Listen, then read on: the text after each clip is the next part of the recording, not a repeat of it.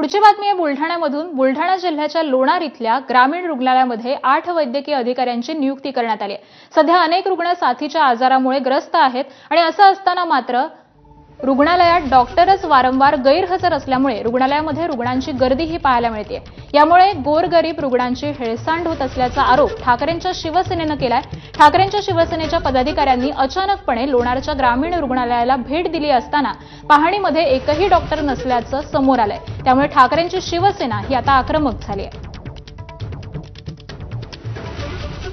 वैद्यकीय अधिकारी हे आठवड्यातून 1 किंवा 2 दिवस येतात, अकोल्याला राहतात, अकोल्याहून अपडाऊन करतात, आठवड्यातून 2 दिवस। मग हा कारभार चालतो कसा? कर्मचाऱ्यांनी त्यांनी बरोबर सांगून ठेवलेले, कुणी आलं तर असं विचारायचं, सर किती वेळ हे यायला पोहोचायला किती वेळ आहे? मग ते बरोबर समजून जातात। अनेक आजारांचं संकट या सामान्य लोकांवर आलेलं आहे आणि त्याला आधार हे सरकारी हॉस्पिटल आहे। जर इथंच डॉक्टर हजर नसतील तर मग त्या लोकांनी करायचं काय?